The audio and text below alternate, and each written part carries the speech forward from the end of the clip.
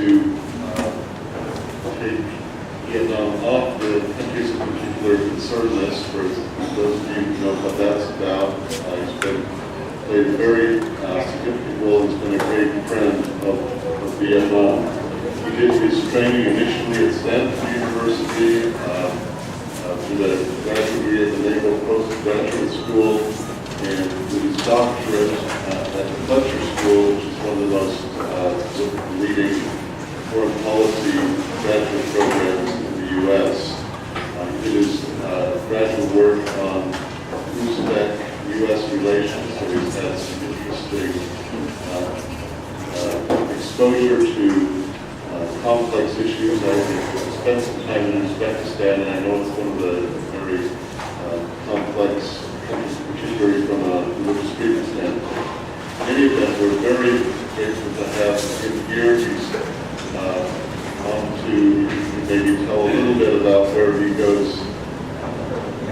next, going to the Central Highlands today, and then Hanoi, and then on to Laos and Burma. But in any event, we're very grateful to have him with us, and I'll just turn the time over to Chris.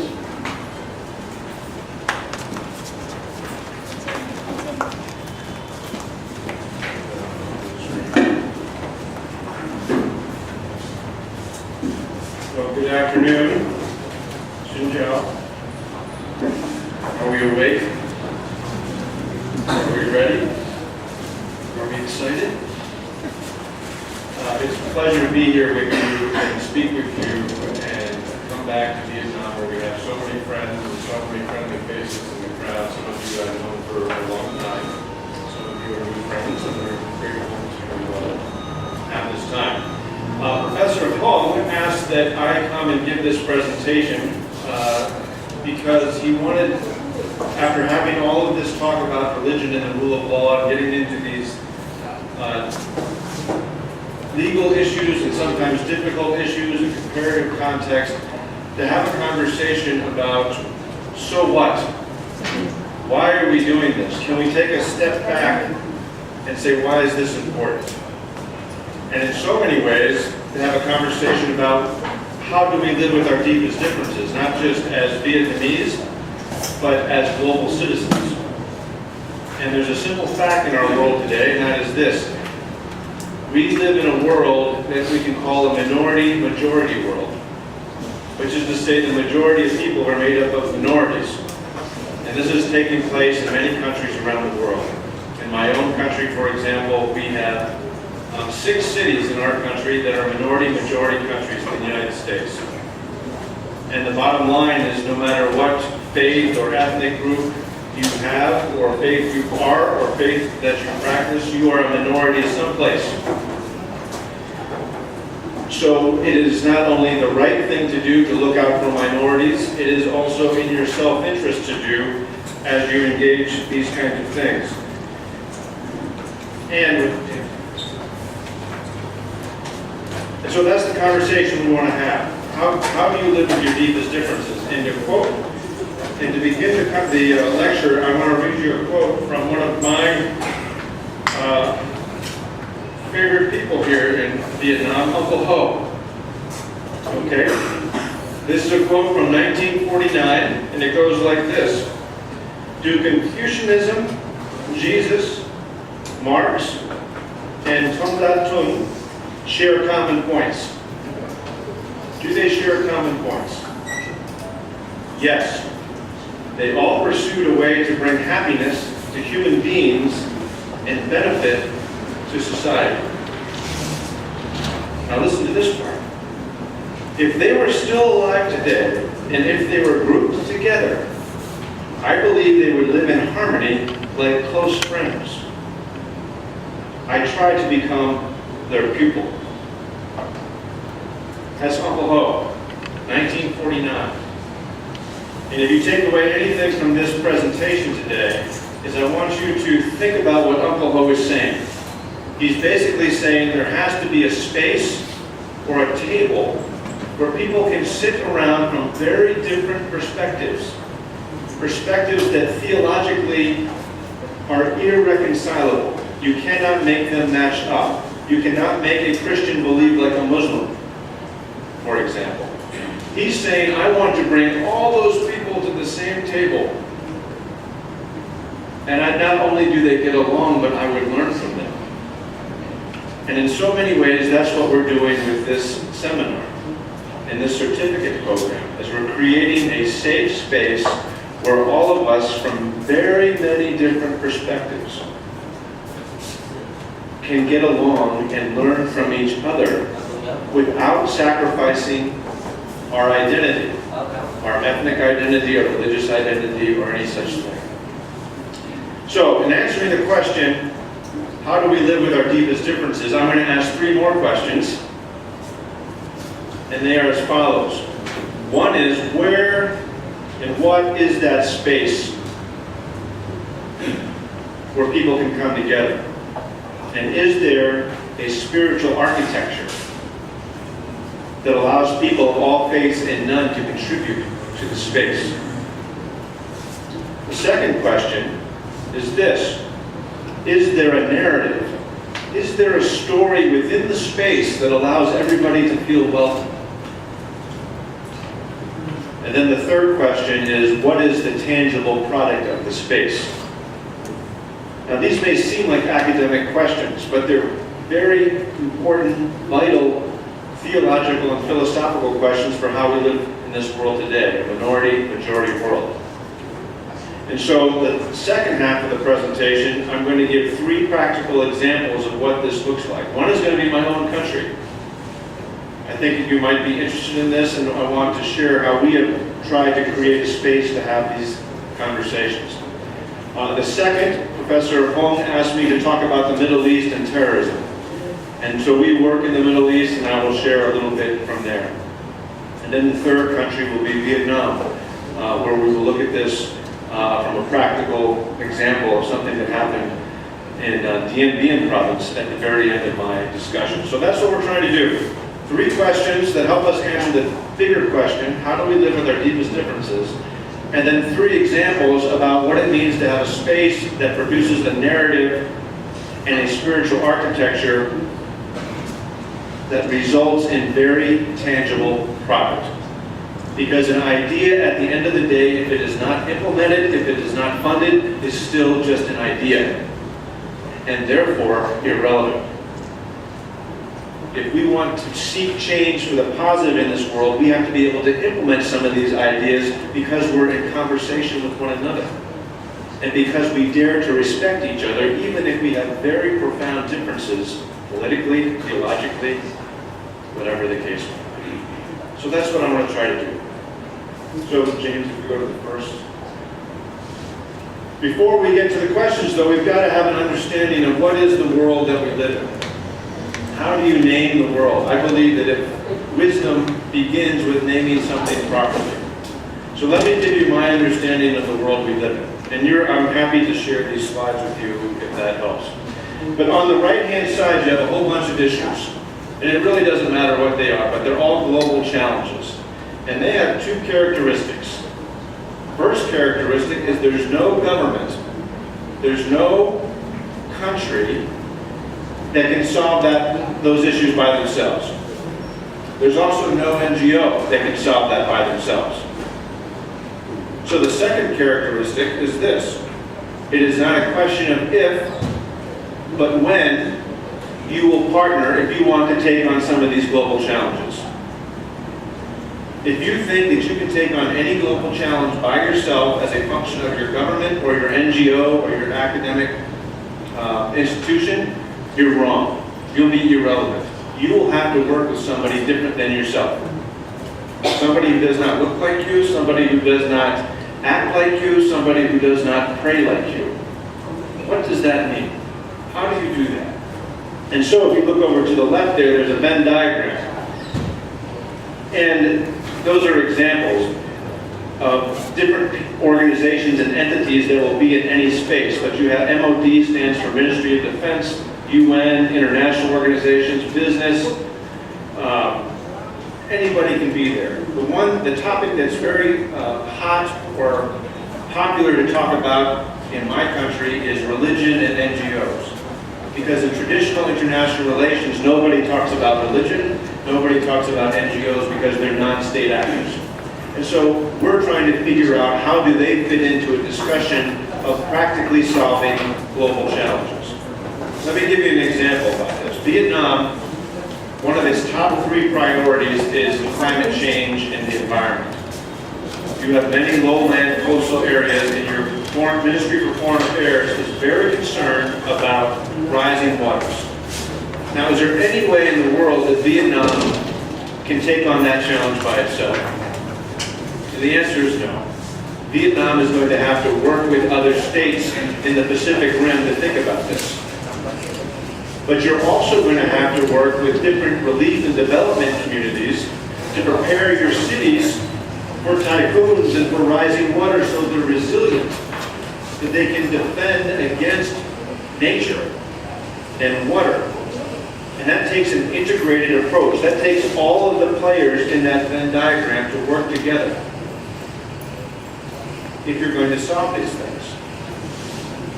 Very important. What does sustainable living look like on the coastline where the water might be rising and you're subject to typhoons?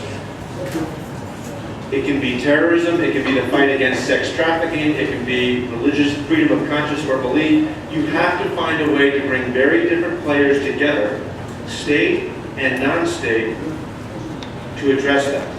Otherwise, individually, those players, those potential partners will be irrelevant. They will not be able to have any impact on these global challenges. Now, how does this relate to what you're talking about this week? If you want to be relevant, you need to figure out where that space is at the middle of the diagram. All those circles are different governments and different agencies and different NGOs and foundations and everything. Does that space exist? If it doesn't exist, you have to create the space to be relevant on the challenges that you're facing. Now here's the second question that you have to think about. When you engage those other organizations, consciously or subconsciously, explicitly or implicitly, you will demonstrate a theology or a philosophy or a feeling about the other organization, the people from the other organization that you're going to have to work with. Whether you like them or not, if you have to partner with them, what is your philosophy of engaging the other? In our country, our Defense Department doesn't get along with our State Department sometimes. And I joke with them when I talk to them, when you guys engage each other, you're demonstrating a very poor philosophy of the other. We have to find ways to work with each other and respect each other and be aware that when we work with people that we need to be relevant to the global challenges that we all face, that we are going to demonstrate respect or no respect for somebody else. That is how this relates to what you're doing here, because what you're talking about here is how do you govern the space for people of different ethnic and or religious values. But the concept is exactly the same. How do I respect somebody who's very different? So let me share with you where I'm coming from, because I think it's very important when you're in these conversations of potential partnership. You should try to, as much as possible, as appropriate, be aware of how the other person thinks about the other. So, next slide, James. I happen to be a Christian. I could be a Buddhist, I could be a Muslim, I could be Taoist, whatever the case is, or a secular humanist. The question that you have to answer if you want to operate on the previous slide is, what does my faith or my moral values say about the other person?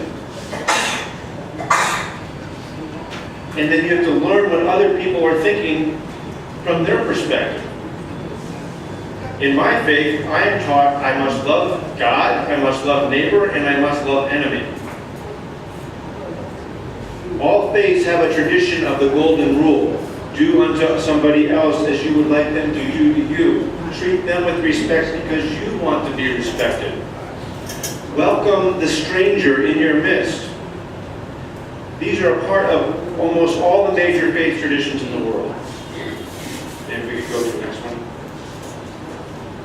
And it's a religious world. 84% of the people who live on this planet believe in something greater than themselves. Some are Christian, some are Muslim, some are Hindu, some worship their ancestors.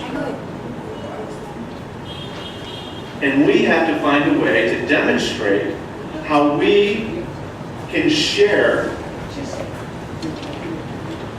how we understand the other with each other. So when you come into that space in the middle of the Venn diagram, go back to if you're in that space right there, and if you're one of those circles talking to another circle, the space itself has to allow for you to bring your morality and build a common spiritual architecture. A morality of the golden rule, that I will respect you and you will respect me because it's the right thing to do and because it's in our self-interest. I need you and you need me if Vietnam's going to take on the challenge of the environment. And when we partner together, we are demonstrating respect for each other, and that, to my understanding, is freedom of conscience or belief.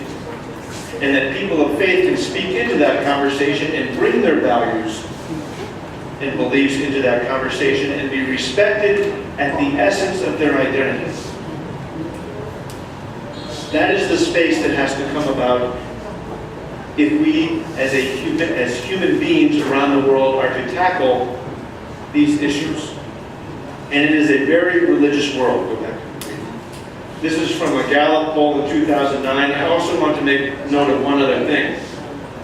Vietnam has been welcomed into the international community, and as part of that, Vietnam, as of next year, will begin to participate in the United Nations Department of Peacekeeping operations.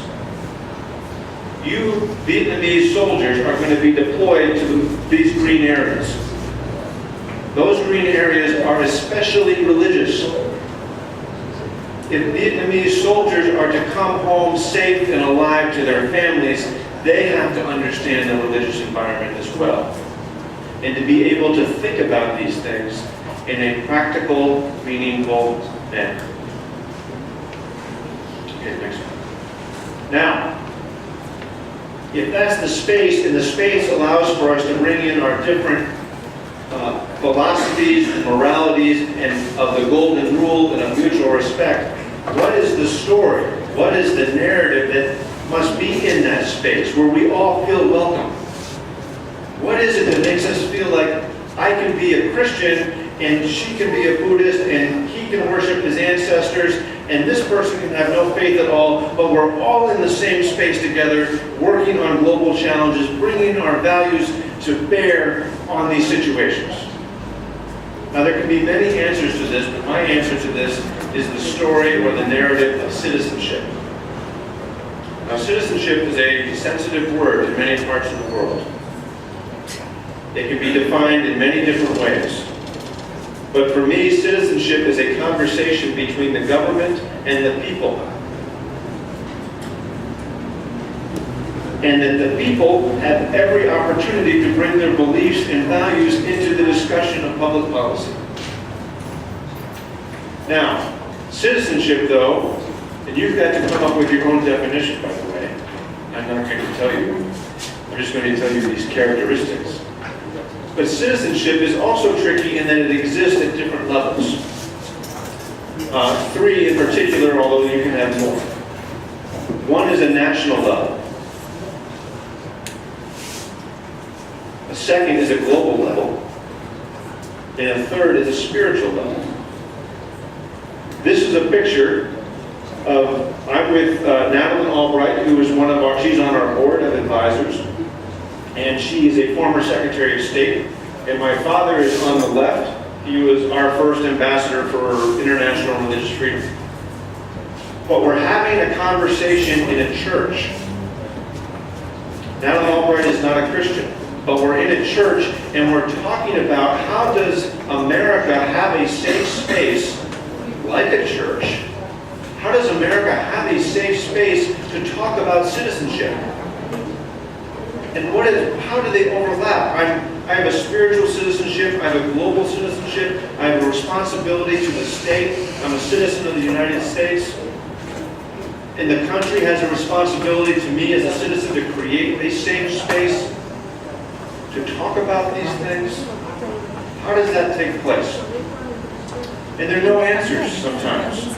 Sometimes you agree to disagree. But what's most important is that the space exists where you can respect each other and you can agree to disagree agreeably. So next one. So here are the policy questions that the state has to answer and people who do law have to answer. This is very important.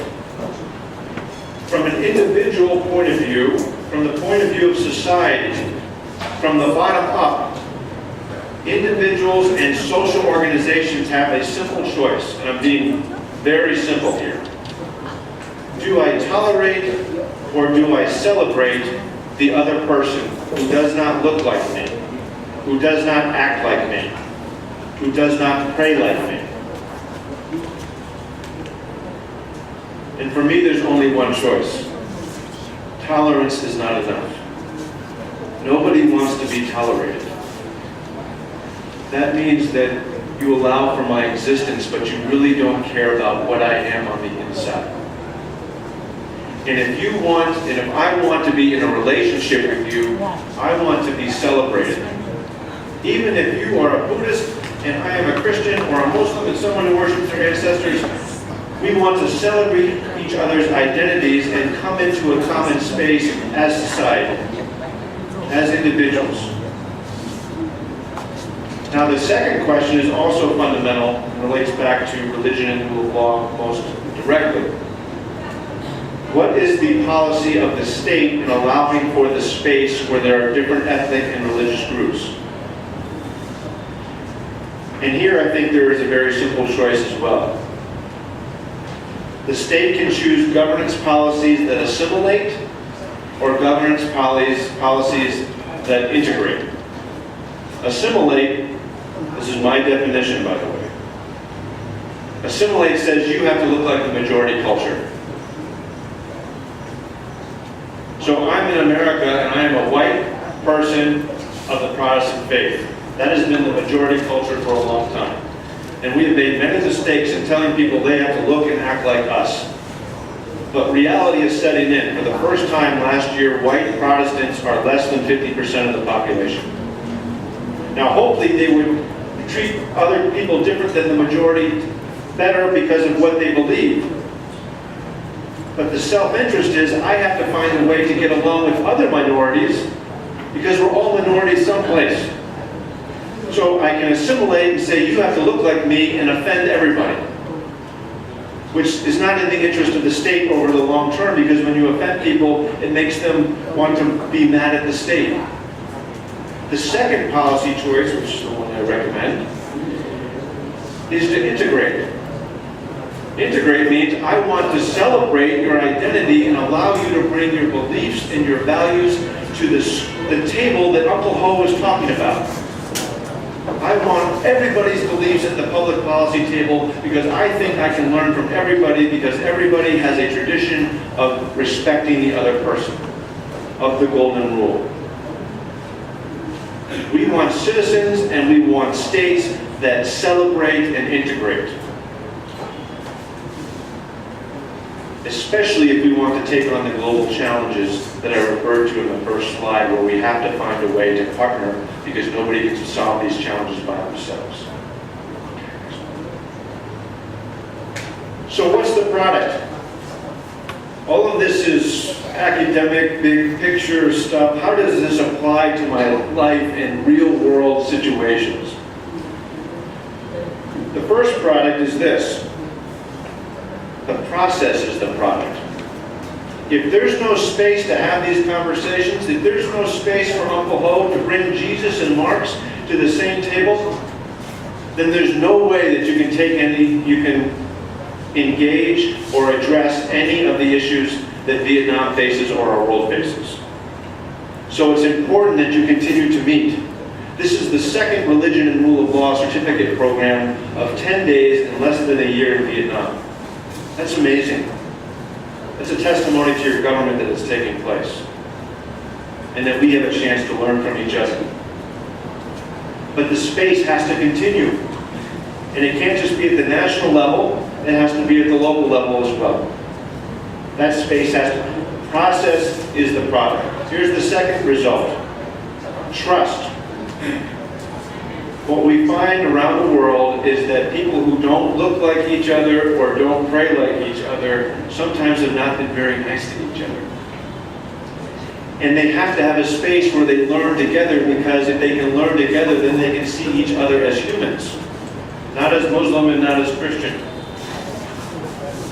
And trust begins to come about when they're in that space together over time. This is perhaps the most important result, because with no trust, with no talk, there is no trust. And with no trust, there is no possibility of tangible, sustainable action. None. The third thing that comes out of these spaces is good scholarship on the issue. You're seeing this here and hearing from all the international experts on religion and rule of law. But it could be about the environment, it could be about how you fight sex trafficking, whatever the case is. You have to have good scholarship about the issue if you're to work together. It's that simple. And then the last thing that emerges is this. Over time, with people in the same space and less stereotypes of each other, and as trust builds and as you learn from scholarship, consensus begins to emerge from very different partners and players about what to do on the challenge before them. Here's how best to engage the environment in Vietnam. Here's how best to engage sex trafficking in Vietnam and in Southeast Asia. Here's how best to do religious freedom. So this is an example from Peshawar. Peshawar is the capital of the northwest province of Pakistan. You saw in the news maybe that there was a church that was bombed by terrorists that killed 85 Christians yesterday. And I came, this is in 2007, and I came to this meeting with the head of the province. He's the chief minister of the province. And I thought we were going to have a conference on Muslims and Christians, because Muslims and Christians have not gotten along in that part of the world. And America was in Afghanistan. It was a very complicated situation. And the chief minister took it upon himself to not only invite Christians to the table, but he also invited other minority faiths. The Sikh and the Hindu, the Ismaili, and the Shia. This is what Uncle Ho was talking about in 1949. I want all the faith traditions at the same table. I want all the faith traditions learning from each other.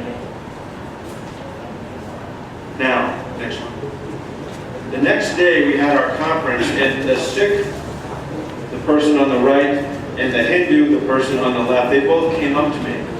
And they apologized. I said, Chris, we're so sorry. We took twice our podium time. Twice as long as their speaking time up here. And I said, look, it's no problem. He says, no, that you don't understand. We have never been given the opportunity to share with our fellow Pakistanis how our faith contributes to the well-being of our society. That is what a space does. It allows all faiths to contribute to the well-being of everyone in society. And that means a society is more stable over time. This space is not needed anymore in Pakistan for a lot of reasons.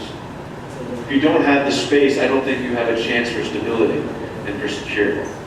Next one. So, let me give you an example of America, and then an example from the Middle East, and then we'll end with Vietnam. Having talked about the need for a space, the spiritual architecture of all faiths and none contributing to a common moral framework that in turn reveals a discussion or a story of citizenship, of how we can work together practically in a product of people in that space who trust each other and have developed consensus to work on the tough issues together. So here are some 3 quick examples from these 3 different places. This is a review by our Pentagon, our Defense Department. It takes place every 4 years, and you know that we were attacked by terrorists who claim to be motivated by their faith and by religion. And so this came out in 2010, and how many times do you think in this document that our government talked about religious freedom or religious engagement, knowing that we've been attacked by people who consider themselves religious? The answer is 0. 10 years after 9/11, we still could not talk about religion and have a safe space to talk about religion and religious actors in the context of realpolitik and our own self-interest. Next one. Here's the same kind of review by our State Department 3 years ago. No mention of religious freedom, no mention of religious engagement. You have to work very hard if you work in a government, and your government works in a world where there's 84% of the people of the planet believe in something greater than themselves, and you can't mention religion.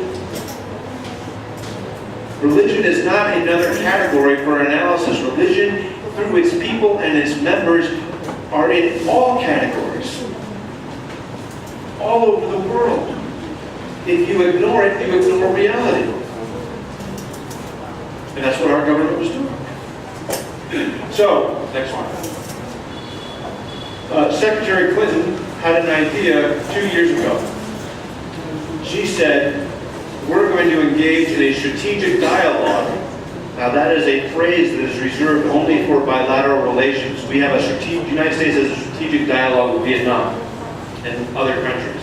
She said, I want a strategic dialogue with civil society. Now this is historic because she was saying that top down of the State Department and of the government, I want to be in an intentional dialogue with the bottom up of grassroots people, some of whom are religious believers. And then somehow I was invited to be on that as an advisor on religion and foreign policy with some other people. So this is the committee of the strategic dialogue with civil society. Top down, creating a space for bottom up to have a conversation together about all the things that we've just talked about. Okay. And by the way, that has resulted in a new office at the State Department to do religious engagement. Now, on the other hand, NGOs, non-governmental organizations, have been organizing themselves. And so my organization co-founded and co-chairs a space where NGOs that do religious freedom all over the world can meet on a regular basis on Capitol Hill. Capitol Hill is our government. That is where our Congress meets. And so the first hour we talk to each other and we share ideas with each other. The second hour we invite, we're the bottom up, remember? We invite the government top down into our space and we share ideas with them. So here is a meeting we had last year on Capitol Hill. This is one of the famous rooms in Congress where they have hearings. And many Congress members and staffers are there. But what I want you to see is up front, you have Catholic, Protestant, Baha'i, Muslim, Scientologist, State Department, all on the same panel, all as citizens, all talking about the need to have a space where we can come together on a regular basis. Both of these things, the State Department space and the NGO space where they're inviting each other in, are brand new. We are just learning how to do this. What I am suggesting is that this is the future. Whatever your global challenge is, you will have to work with people who don't look or vote or pray or act like you do. Where is the space where you share ideas? Where do you show respect for their freedom of conscience to not believe like you do? And not believe politically like you do? Next one. And so we're taking this conversation into our military.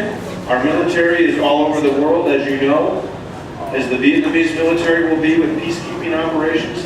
How do military chaplains think about this? We did the first conference with chaplains from all over the world to think about how they do religious engagement in countries where religion is an important factor. Excellent. And we've also started an initiative to engage women. The only thing less included in international affairs than religion is women of faith. And here is a meeting of many women, Democrats and Republicans, Christian and Muslim, our government. I'm sitting next to our ambassador for religious freedom, talking about what is their contribution to peace and security. How do women of faith speak into that space? We need women of faith speaking into that space. Okay, next one. Now, second example, the Middle East. America, as you probably are aware of, is not liked in some parts of the world. This is a picture taken from Bethlehem. And there's a wall that divides Israel from Palestine. There's been almost no space to have a conversation about how they live together. We hope that there can be a space, or we pray for that, and we work on that issue. But the point is this illustration that I may think of myself as a decent person and a decent American, but there are other people who don't think that way about me. Now, I can get mad, I can yell at them, and I can blame them, and I can tell them how great I am. Or I can try to find a way to build a space to talk about our differences. Next one. So here is that space.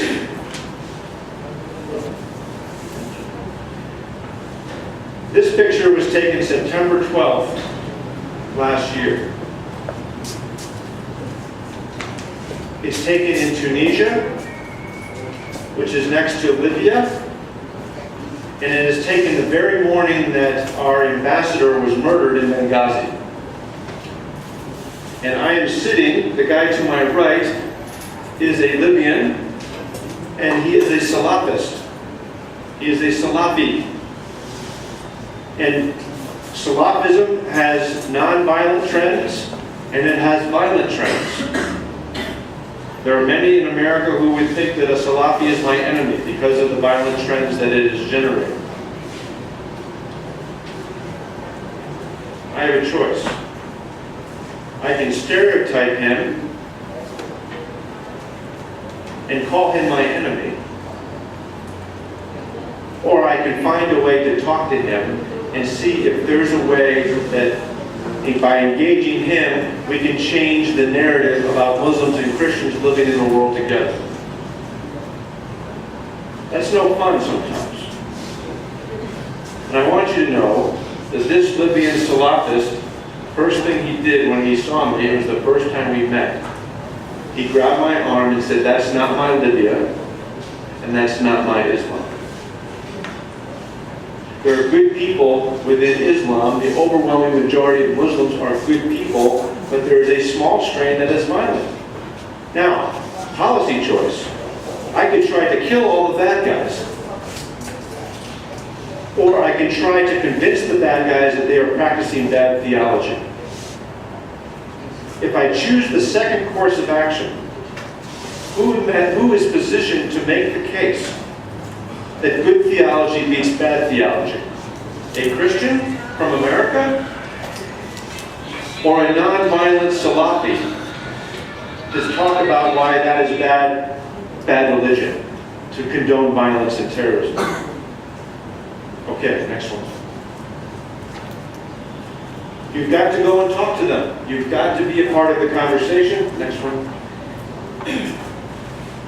And here is a friend of mine. This is not easy stuff. This is Dr. Farouk.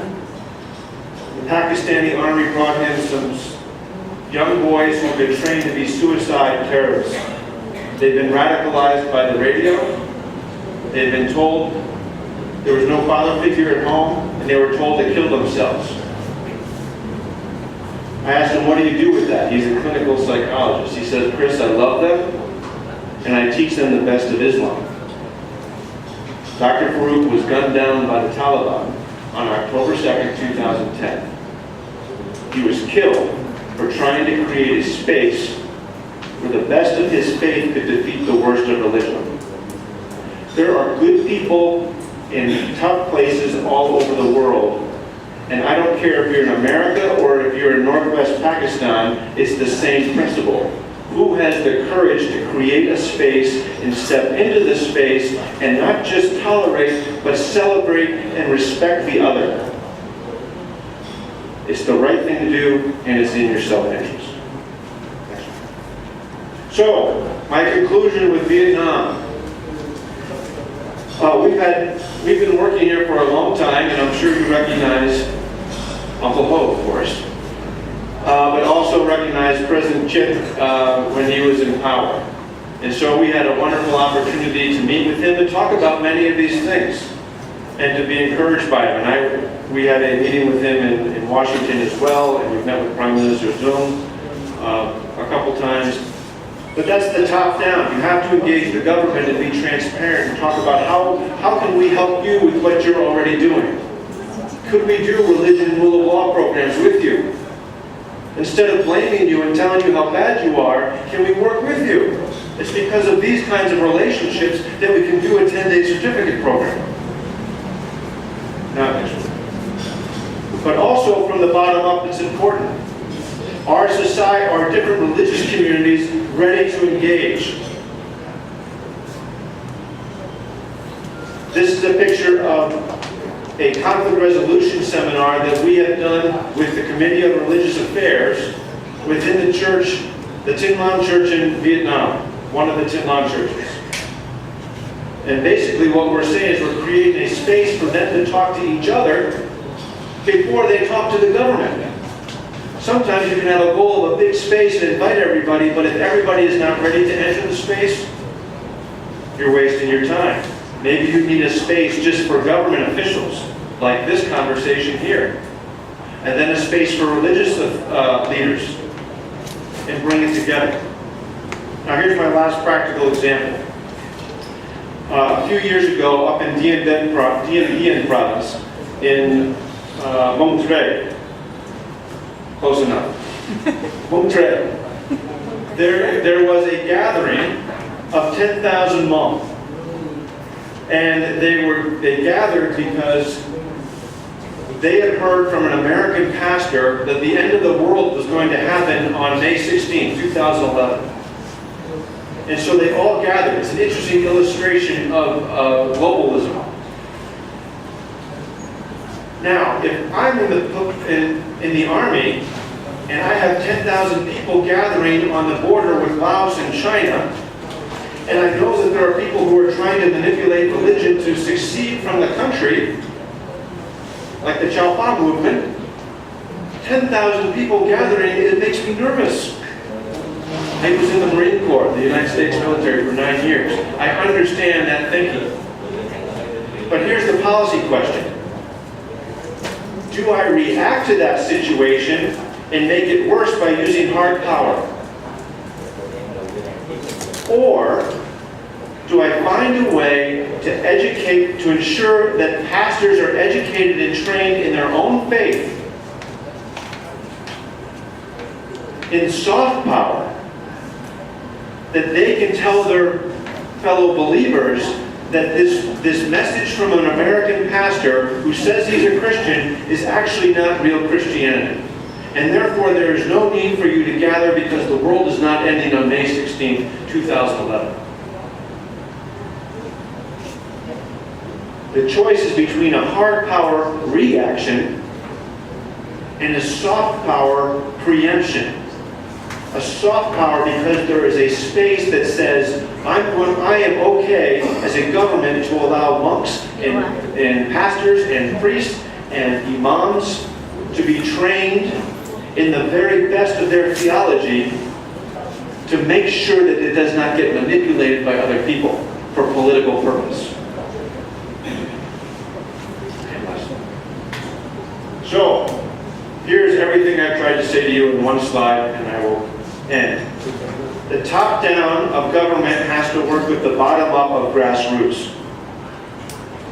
You have to work together and find a common space.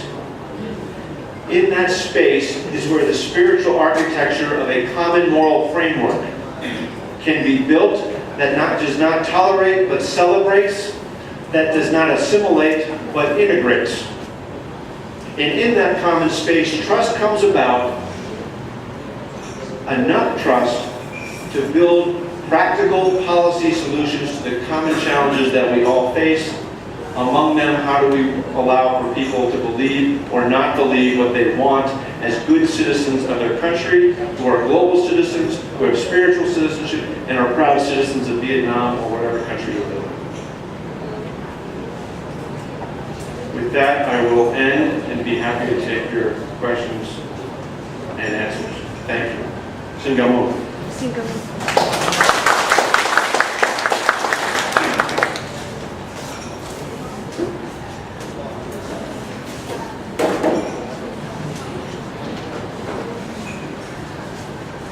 Xin mời các anh chị trong lớp có ai mình muốn đưa câu hỏi cho giáo sư thì các anh chị ạ.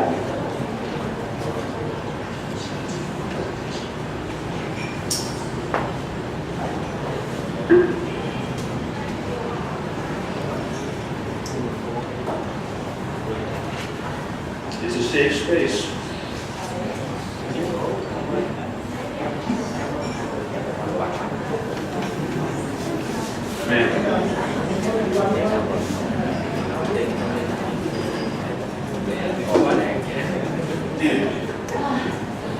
Kính thưa diễn giả, kính thưa toàn thể các vị giáo sư và thưa toàn thể quý vị, nhìn lên cái slide, tôi đặc biệt quan tâm đến cái phần thứ hai là equal citizens under the rule of law, a society that is civil and therefore a state that is stable.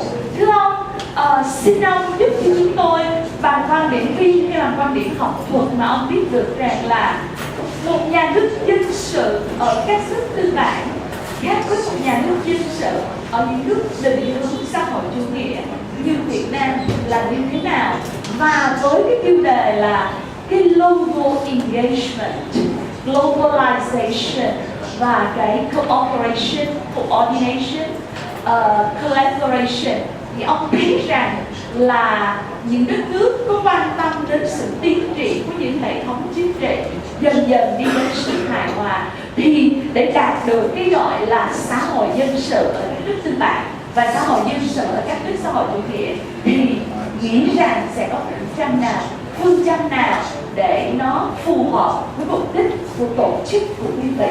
Xin cảm ơn ông.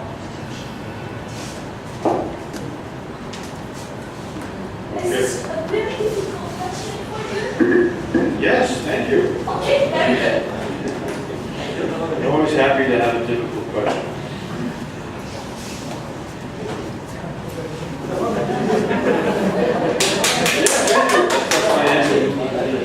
Let me respond with my own country, because I am just a guest here. I'm an observer of your country, but let me share some lessons from our country.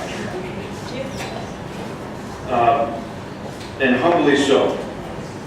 Our country has tried to assimilate ethnic and religious minorities too many times. We have fought civil wars over it. Our civil war, one way to understand our civil war was to understand whose version of Christian scripture was true. The North said scripture did not allow slavery, the South did.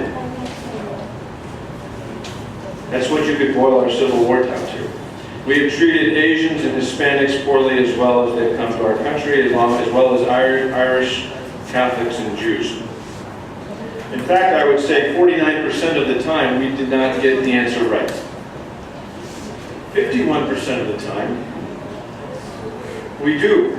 And that's why I have hope in our country, because we have found a way to move from tolerate to celebrate, from assimilate to integrate.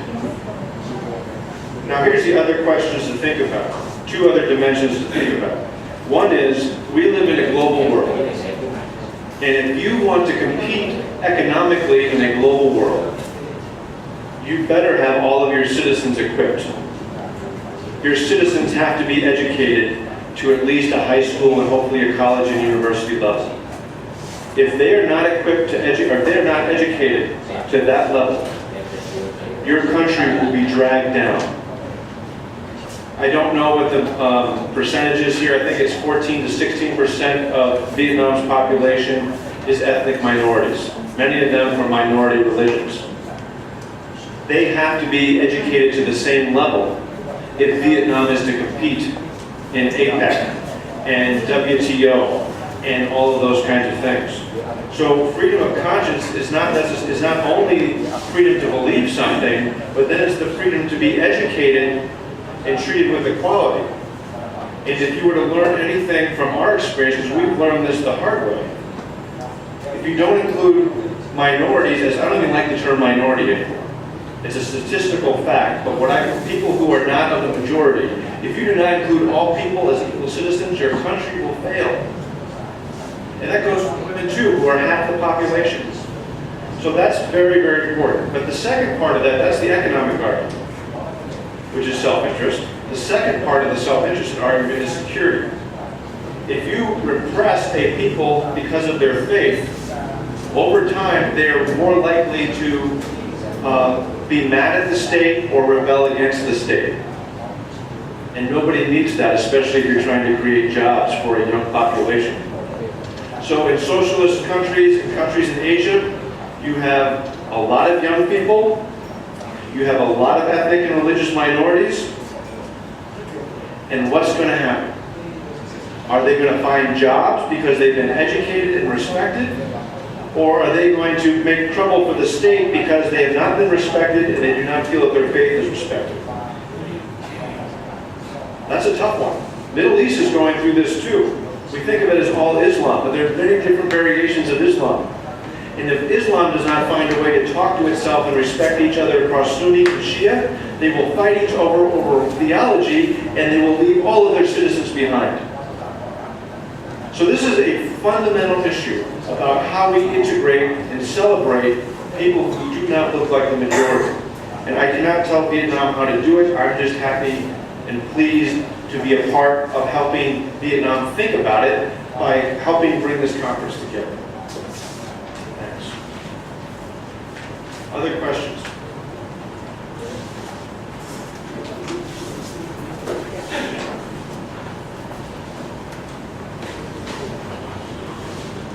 Cảm ơn giáo sư, cảm ơn tất cả mọi người. Có lẽ đấy là ngoài câu hỏi ra, tôi có lẽ tôi có một vài cái lời bình. Sau khi đấy, tôi có được nghe giáo sư trình bày về vấn đề đấy, là chúng ta cố gắng tạo ra cái không gian mà theo giáo sư nói đấy, đó là không gian đồng hóa trong cái thời đại toàn cầu hóa. Theo quan điểm của giáo sư thì tôi cho rằng là mô hình của giáo sư mà đã được trình bày trên bảng thì tôi nghĩ là cực kỳ lý tưởng, hay là tuyệt vời. Nếu mà nhân loại con người chúng ta mà đều cùng tham gia đấy, một cách có trách nhiệm vào không gian đấy, nhưng mà tiếc rằng lý tưởng vẫn chỉ lý tưởng. Trên thực tế tôi cho rằng không bao giờ và sẽ không bao giờ có một không gian mà chúng ta đối tượng. Đây là chắc chắn. Lại nữa tôi xin nói tại sao? Lịch sử nhân loại chúng ta chứng minh rồi. Ít nhất ấy, là lịch sử nhân loại chúng ta có 4 lần cố gắng đi liên kết lại với nhau, nhưng mà mỗi cái lần liên kết đấy thì lại dẫn đến kết quả. Cái hệ quả có lẽ nó lại không được mong muốn đâu. Lần thứ nhất vào thế kỷ thứ tư trước ông Nguyên ấy, Alexander đại đế, một vị tướng, một vị nguyên soái hùng hậu như vậy, đưa đoàn quân mình ào ạt tấn công phương Đông nhằm đến biến thế giới trở thành thế giới đầu tiên. Cuối cùng là cái chết, và chết ở đại đế lúc được 3 năm đấy là thứ nhất. Và đã để lại tai hại như thế nào đấy là thứ nhất. Cái lần thứ hai đó là cái cuộc thập tự chinh ở phương Tây ấy, của những người theo giáo sĩ cơ đốc này. Và từ thế kỷ thứ 10 đến thế kỷ thứ 12, 8 lần tiến công của phương Đông, nhưng mà cuối cùng để lại cái gì trên thế giới phương Đông cũng là bằng sự tàn sát, bằng sự mất mát, bằng sự đau đớn, bằng sự không phát triển. Đấy là cái thứ hai.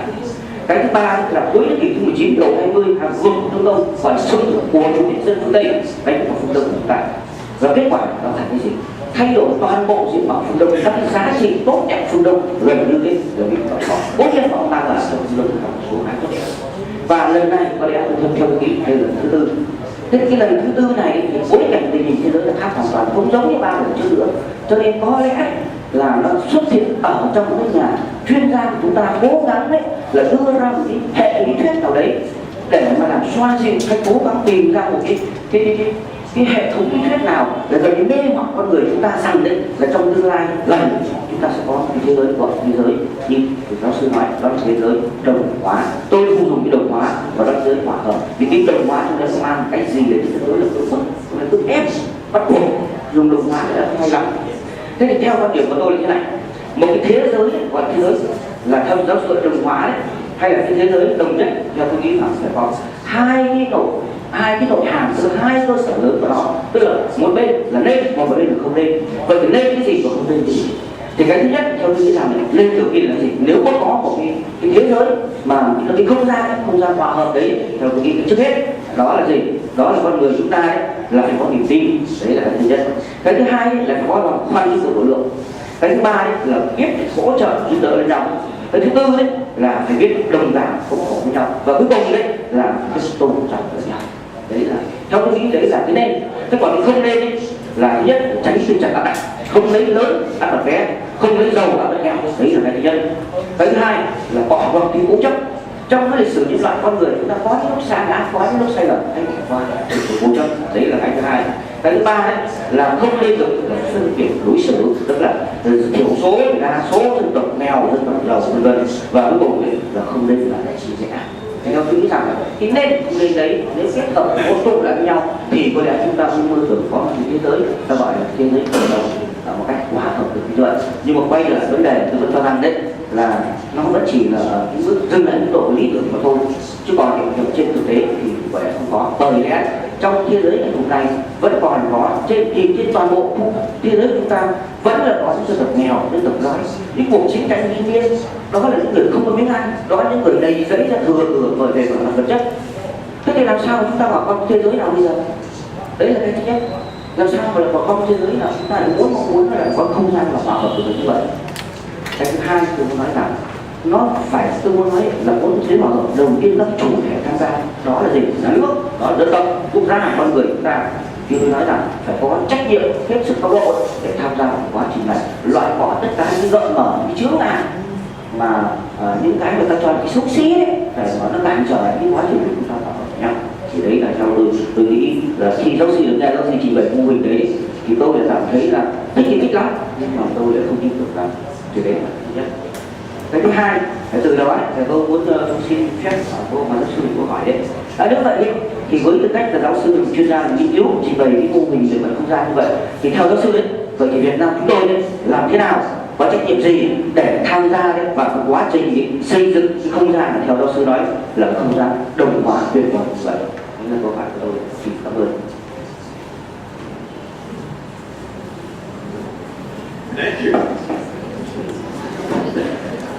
I do think we are in agreement. I mean, what the goal is the integrated space and how do we move that. We are in agreement. The goal is the integrated space and how do we move that way. And how do we move that way very sensitive to and aware of the past. And certainly the past is a past where religion in all cultures has been used to validate violence. And of course there is a colonial past too. How do we allow for that and remember that, because they're important lessons to learn, but also not to be trapped by the past, to move toward an integrated space. So I'm not going to tell you how to do that. I think the fact that you just made that comment demonstrates that there's an integrated space here.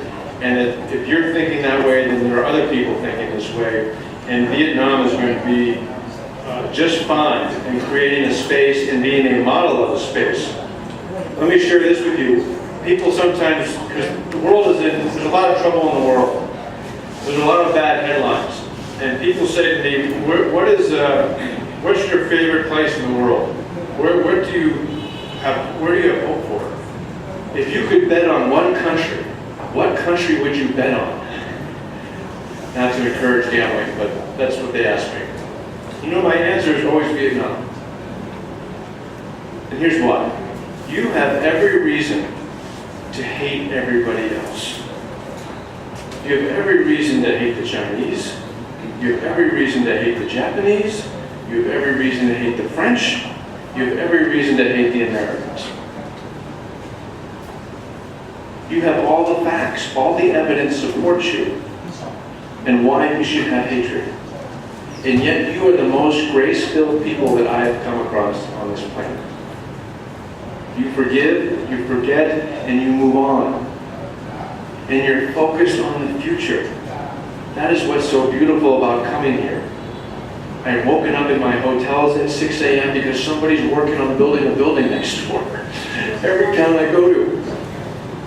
And we can have these kinds of conversations. So I think that kind of grace, that kind of ability to say, here is the past, but we are not going to be prisoners of the past and let it define us. We are going to move forward into an integrated space.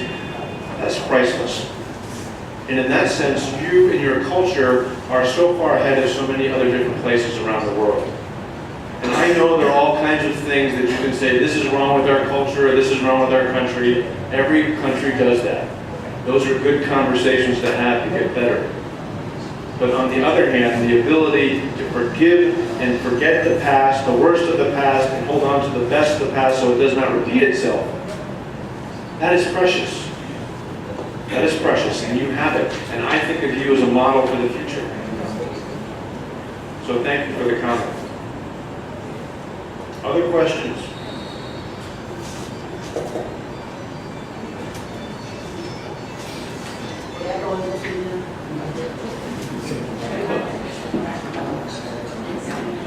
Thực ra cái buổi hôm nay cũng rất là hay, bởi vì là nó liên quan tới vấn đề, theo tôi nghĩ là đứng ở góc độ là mang tính khoa học cao, nhưng mang tính thời sự, thời sự cực kỳ là thời sự nóng lắm, quá nóng lắm, nhất là số Việt Nam cả.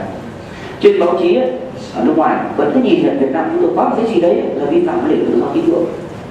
Chúng ta nói thẳng như vậy. Trên báo chí chúng ta có nói hạng nghị viện Mỹ thì vừa qua thông qua cái vấn đề đó là thảo luận vấn đề thông qua nhân quyền vấn đề đấy là nhân quyền Việt Nam đấy.